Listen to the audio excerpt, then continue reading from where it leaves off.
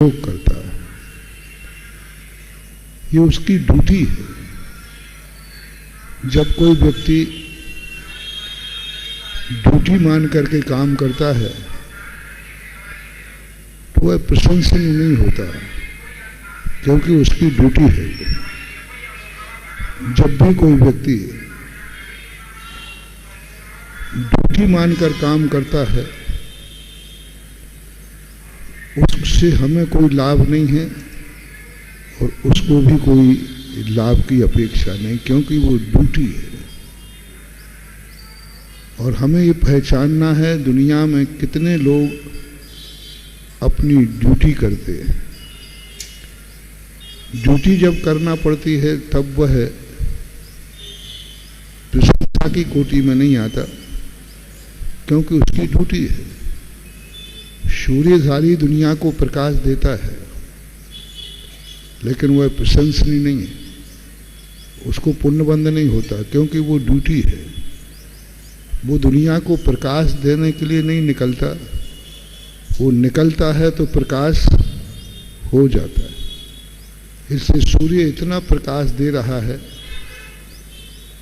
लेकिन उसको कोई पुण्य का बंध नहीं हो रहा है, और हमारे लिए भी उसकी कोई अपेक्षा नहीं करना है, क्योंकि हम प्रकाश मांगे भी और ना मांगे तो भी वो तो प्रकाश देगा ही देगा। इसलिए प्रकाश की जैन दर्शन ने सूर्य की कोई विशेषता को पूजा के स्थान पर नहीं रखा, आराध्य के स्थान पर नहीं रखा, भक्ति के स्थान पर नहीं रखा। एक तो वो हमें कुछ देने का भाव नहीं कर रहा है, दूसरा हम यदि मांगे या ना मांगे वो तो प्रकाश देना उसकी ड्यूटी है, प्रकाशित होना उसकी ड्यूटी है। ऐसा ही आकाश का बरसना, जल का एक लोटा कोई पानी पिला देता है तो प्रशंसनीय है, लेकिन जल सारे जगत की प्यास बुझा रहा है, लेकिन जल की कोई प्रशंसा नहीं है, क्योंकि वह उसकी ड्यूटी है। तुम नहीं करोगे तो भी जब पियोगे तो वो तो प्यास बुझाएगा ही बुझाएगा। हवाएं चलती हैं, एक ऑक्सीजन थोड़ी सी दे दे कोई तो महान पुण्य है, और हवाएं इतना लोगों को जिंदा रख रही हैं, लेकिन हवाओं को कोई पुण्यबंध नहीं होता, क्योंकि वो देने का भाव नहीं करते, वो किसी को जिंदा रखने के लिए नहीं करते, वो तो बहती है। अब तुम्हें ऑक्सीजन मिलती है तो मिल जाए। पेड़ इतना फल देता है, इतना अनाज देता है, वनस्पति को पुण्य का बंध नहीं होता, क्योंकि ये किसी को कुछ देने के लिए नहीं फलता है, वो तो अपनी मर्जी से फलता है, लोग उसका उपयोग कर लेते हैं। तो ये जितने दुनिया में चाहे वे शुद्ध हों चाहे महान पवित्र हों अथवा महान पापी,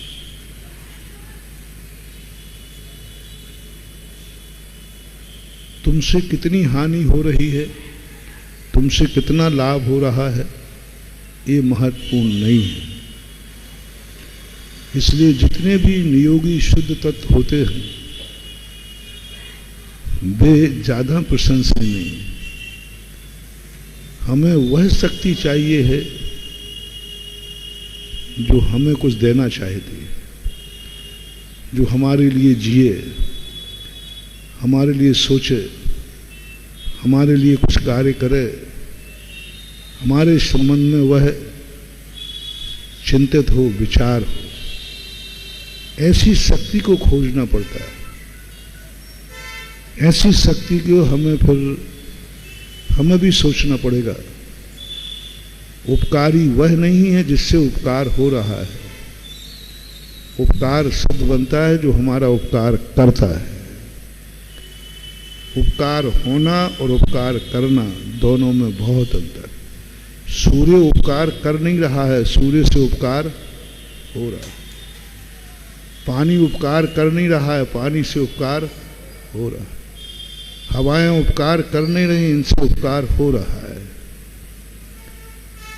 सभी जितनी दुनिया में हैं सब इनसे उपकार हो रहा है, और जिनसे उपकार हो रहा है इनके संबंध में हमें कोई विचार नहीं करना, क्योंकि वो तो हो रहा है।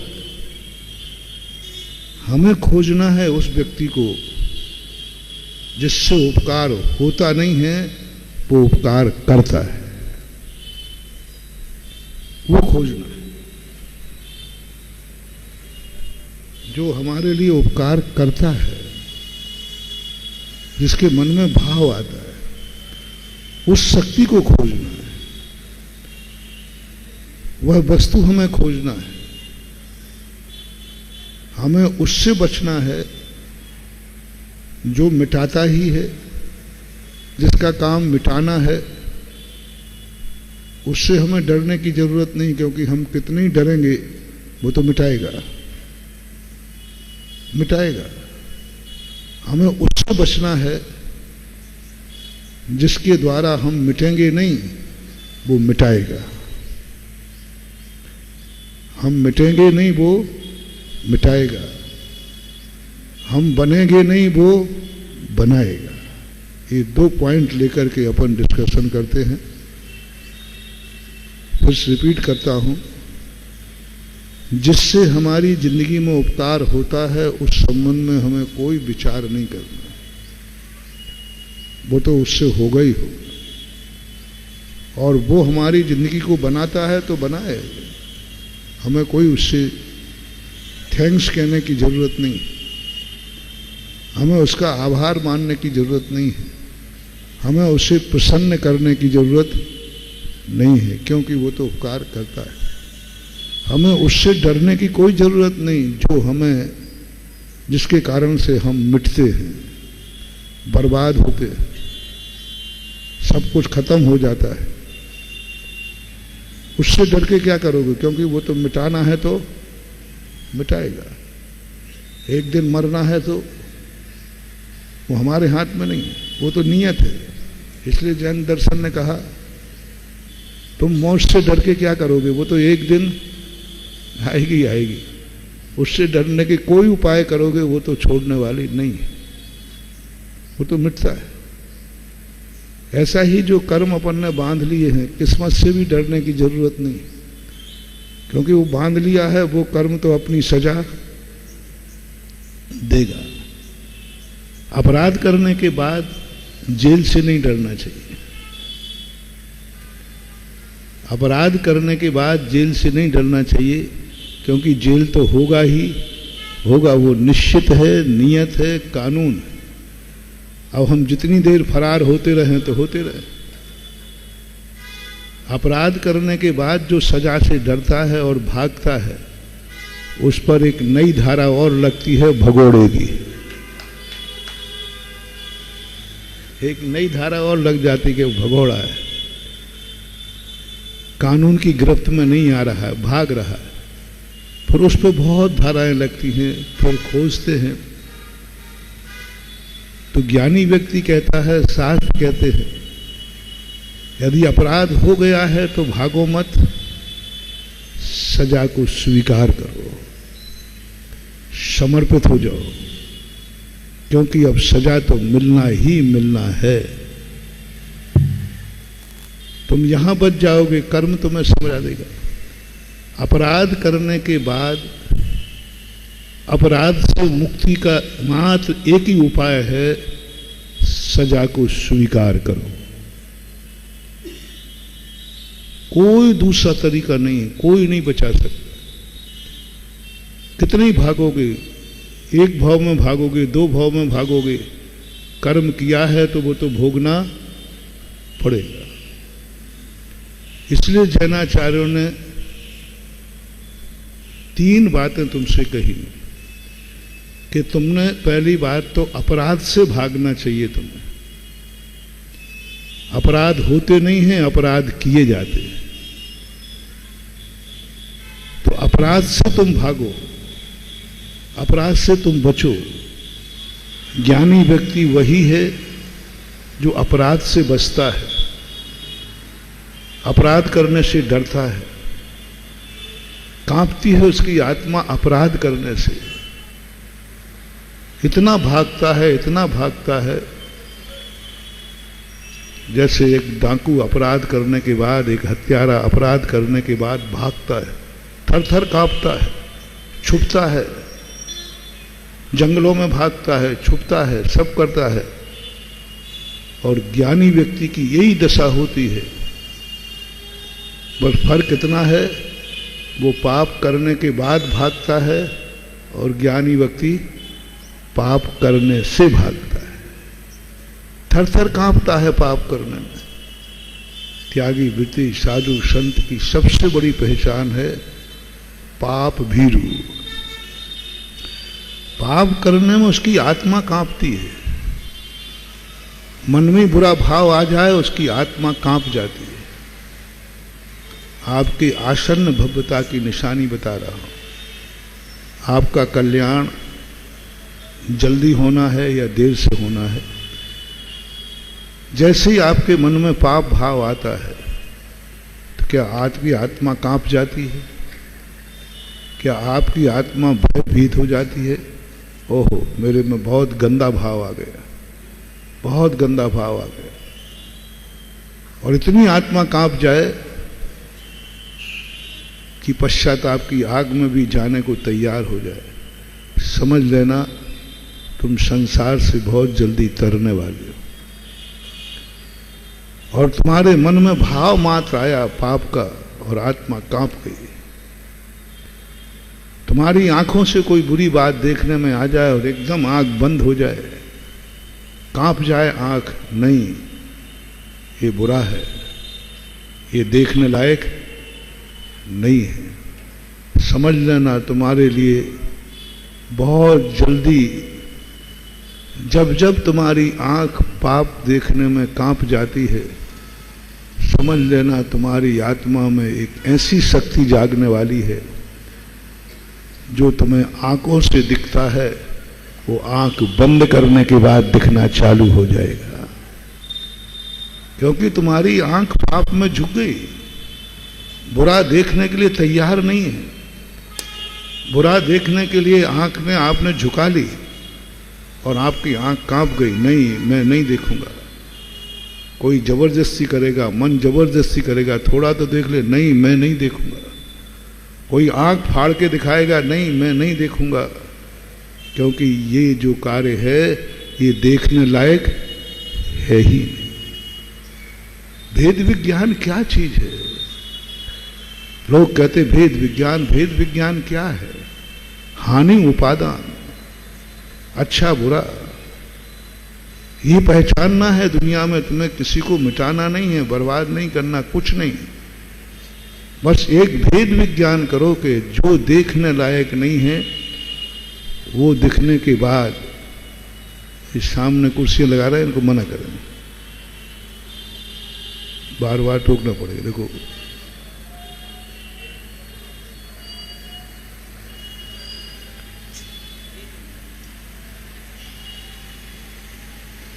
तो सबसे बड़ा भेद विज्ञान का तरीका है।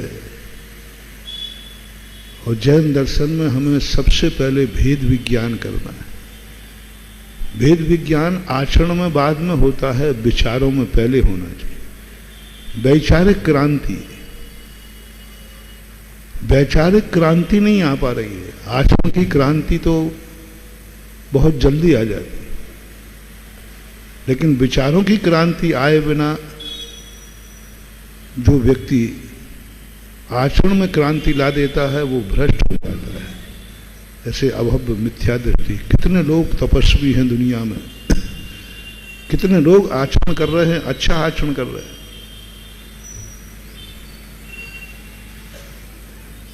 बहुत अच्छा आचरण कर रहे हैं, लेकिन वे आत्म अनात्म के ज्ञानहीन जे जे करनी तन करन छीन। पूजा कर रहे हैं, भक्ति कर रहे हैं, धर्म कर रहे हैं, पापों से मुक्त हैं, व्रतों का पालन कर रहे हैं, यहाँ तक कि मुनि तक बन जाता है और घोर तपस्या करता है, घोर तपस्या, मासोपवास करता है, लेकिन आत्मा और अनात्मा का ज्ञान नहीं होता। और ऐसा करने पर हम कितने भी करोड़ों भवों तक कितना भी यदि हम समय निकाल दें तो भी हमारी निर्जरा नहीं होने। कोटि जन्म तब तपें ज्ञान बिन कर्म झरे जे, ज्ञानी के छिन माही त्रिगुप्त ते सहज टले। अनंतों बार तुम लोग हम लोग सब त्यागी वृत्ति बन करके, साधु संत बन करके बन जाते हैं, त्याग ले लेते हैं। चारित्र क्रांति हो गई, चारित्र में कहीं कमी नहीं है, लेकिन वैचारिक क्रांति नहीं हुई, वैचारिक भेद विज्ञान प्रकट नहीं हुआ। परिणाम ये निकला कि हम स्वर्ग तक चले जाएंगे, वहां से लौट करके फिर आ जाएंगे। एक बार वैचारिक क्रांति करो, हर चीज को छोड़ने की होड़ मत लगाओ। पहले ये मन में बैठा लो कि बुरा क्या है, बुरा क्या है, ये पहचानने का प्रयास करो क्या नहीं देखना चाहिए, और बस वो चीज देखने में आ जाए और तुम्हारी आंख झुक जाए और ये परिणाम आ जाए, नहीं मैं ये बुरा नहीं देख सकता। बस तुम्हारी एक अद्भुत शक्ति, बहुत छोटा सा मंत्र दे रहा हूं महानुभाव, कैसे जाग जाती है उनको दिव्य शक्तियां, कैसे जागती है दिव्य शक्तियां। आंख बंद करने के बाद दिखता है, कैसे जाग जाता है, अवध ज्ञान का क्षोभसम होता कैसे, बिना आंखों के देखता है, स्पष्ट देखता है। उसके लिए कोई माला, कोई जाप नहीं, कोई माला नहीं, कोई जाप नहीं, बिना आंखों से देखे बिना दिखता है। एक दूरदर्शित्व नाम की दृष्टि होती है, वो कल आया था प्रश्न, कितना भी बीच में अवरोध आ जाए उसको दिख जाएगा, पहाड़ बीच में आ जाए उसको दिख रहा है, सब कुछ दिख रहा है। ये शक्ति के लिए कोई उपवास, कोई व्रत, कोई नियम, कोई शास्त्रों में नहीं मिला। और एक बिल्कुल छोटा सा नियम है, जब भी बुरा देखने की स्थिति बने तुम्हारी आंख झुक जाए। शास्त्रों की बात याद नहीं हो तो गांधी जी का बंदर याद रख लो, बुरा मत देखो। बस जो बुरा है, जो देखने लायक नहीं है, जिसको देखने में शर्म आती है, चार लोगों के सामने देखने में बेइज्जती होती है, जिसको देखने में शर्म आती है, चार लोगों के सामने जिसे देखें तो गलत लगता है और आत्मा भी कह रही है कि नहीं ये गलत है, बस उसको देखने का तुम्हारे मन में भाव नहीं आवे और दिख भी जाए, तुरंत आंख झुक जाए, समझ लेना तुम्हें बिना आंख से देखने वाली शक्ति की शुरुआत हो गई।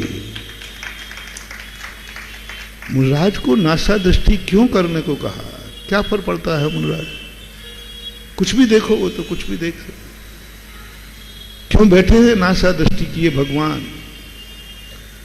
कैसे हो गया उनको केवल ज्ञान, तीनों लोक के काल के झलक रहे, कौन सी तपस्या कर ली कि वो सर्वज्ञ बन गए, कौन सा ऐसा मंत्र फेरा कि उनको सारी दुनिया ऐसे दिखती है हाथ में रखे हुए। कुछ नहीं मानवा, मात्र एक साधना नासा दृष्टि, मात्र एक साधना नासा दृष्टि।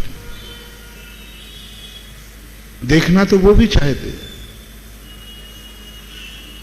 देखने के लिए कौन मना कर सकता है, लेकिन बस वो कहते हैं कि नहीं मैं बुरा नहीं देखूंगा, बस इतना सा नियम, मैं बुरा नहीं देखूंगा, जहां बुरा दिखेगा मेरी आंख नहीं उठेगी, कोई आंख फाड़ भी देगा तो नहीं देखूंगा।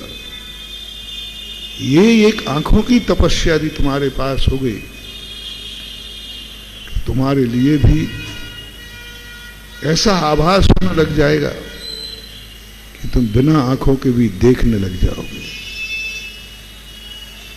बस निर्णय करना है कि तुम्हें जो बुरा सामने आया उसको देखने में रुचि है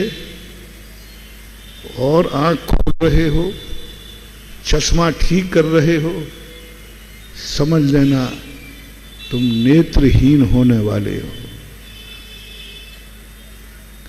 तुम्हारी दृष्टि नियम से नेत्रहीनता की तरफ जाएगी, क्योंकि तुम उस देखने में रुचि लगा रहे हो जो देखने के लिए मना किया गया है, जो सामने वाला भी नहीं चाहता कि कोई मुझे देखे। इसमें दो दृष्टि और लाना। पहली बात तो जो देखने लायक नहीं है उसका मन बना लो कि हम देखेंगे नहीं, हमारी नाक, हमारी दृष्टि झुकी हुई रहे। फिर भी चूंकि आप गृहस्थ हैं, बहुत चीजें आपको देखना पड़ती हैं, नहीं देखने वाली वस्तुएं भी आपको देखना पड़ती हैं। कोई बात नहीं, तुम एक नियम कर लो, जब सामने वाला नहीं चाहता है कि मैं देखूं, उसे मत देखना। सामने वाला नहीं चाहता है कि मैं देखूं, उसे मत देखना। जो तुमसे छुप रहा है उसे झांक के मत देखना। जो तुमसे बच रहा है, छुप रहा है, तुम उसे झांक कर गर्दन उठा के मत देखना, क्योंकि वो तुम्हें दिखाना नहीं चाहता। तुम्हारा देखना उसको अच्छा नहीं लगता, और मेरा उसको देखना मेरे परिवार को अच्छा नहीं लगता, समाज को अच्छा नहीं लगता, धर्म शास्त्र को भी अच्छा नहीं लगता, गुरुओं को भी अच्छा नहीं लगता। उसको मत देखना। मोटिवेशन, जो वस्तु हमें दिखना नहीं चाहती, वो नहीं चाहती है वस्तु कि ये व्यक्ति मुझे देखे, उसको नहीं देखना। ये एक नेत्र का बलात्कार है। बलात्कार किसे कहते हैं? इच्छा के विरुद्ध। सामने वाला नहीं चाह रहा है कि ये मुझे देखे, फिर भी हम देख रहे हैं, ये नेत्र का बलात्कार है। और बलात्कारी पापी होता है, नेत्र का पापी है, नेत्र का पापी, मन का पापी, मन से बलात्कार करना। जो वस्तु हमारी नहीं है, जो हमारे लिए कोई इष्ट नहीं है, हम उसके संबंध में सोच रहे, हम उसके संबंध में देख रहे, नहीं देखेंगे। जिसको हमारा देखना पसंद नहीं है, मेरी आंख इतनी बेफालतू नहीं है, मेरी आंख फालतू नहीं है, मेरी आंखें कीमती हैं। ओह क्या बात है। अपनी आंखों को अनमोल करो। एक बार अभी मैंने प्रवचन दिया था सागर, तुम अपने आप को निर्मूल करते जा रहे हो, तुम अनमोल हो, तुम्हारी आंख अनमोल है, फालतू आंख नहीं है कि जिस चाय को देखे। हमारी तो वो आंख है जो लोग तरसे कि एक बार तो देख ले। आंख को वो कीमती बनाओ कि लोग तरस जाएं कि एक बार आंख देख ले तो हमारा जीवन धन हो जाए। और तुम जबरदस्ती देखे जा रहे हो, तो कहता बेशरम कहीं कहीं की आंखें फूट जाएं, तो भी तुम देखे जा रहे हो। तुमने आंख को क्या कर दिया? निर्मूल कर दिया। आंख कहती है तुमने मेरी इतनी बेइज्जती करा दी, इतनी बेइज्जती करा दी कि उसको मेरा तुम्हारा देखना अच्छा नहीं लग रहा, फिर भी तुम देखे जा रहे हो। वो तुम्हारा आंख को कह रहा है आंख फूट जाए, ऐसी इतनी गाली दिलवा दी तुमने, आंख को गाली। यदि तुम्हारे देखने से सामने वाले को बुरा लगे और वो ये कह दे देखो कैसे घूर रहा, इसकी आंख फूट जाए, ये तुमने आंख को गाली दिलवा दी। आंख कहती है अब तेरे पास कभी नहीं आऊंगी। जिस व्यक्ति ने तुम्हारे लिए ये गाली दे दी आंख को, इसकी आंख फूट जाए, ये घूर के देख रहा है, महानुभाव बहुत स्पष्ट रूप से अपनी डायरी में लिख लेना, उसी समय तुम्हें आंख अभिशाप देगी और तुम जन्म से ही अंधे पैदा हो गए, क्योंकि तुमने आंख को गाली दी। आंख तुम्हारे पास आई थी इज्जत वाला मान करके, तुम मुझे सम्मान दोगे, तुम मुझे इज्जत दोगे, सारी दुनिया इन आंखों का सम्मान करेगी। लोग कहेंगे कि ये आंख इसके पास है, ये मुझे देख ले, मुझे धन्यता का अनुभव होना चाहिए। तुमने मुझे गाली दिलवाई, तुमने मेरी बेइज्जती कराई है, तुम उसे देख रहे हो जो तुम्हें देखना नहीं है, तुम्हारा देखना पसंद नहीं है। महानुभाव, गलती मत करना, गलती मत करना। आंख को एक ही नियम दे दो, मैं उसे नहीं देखूंगा जिसको मेरा देखना पसंद नहीं है, और जो मुझे बद्दुआ देता है मैं अपनी आंख को कभी बद्दुआ नहीं दिलवाऊंगा, आंख को कभी बद्दुआ। दूसरी बात है,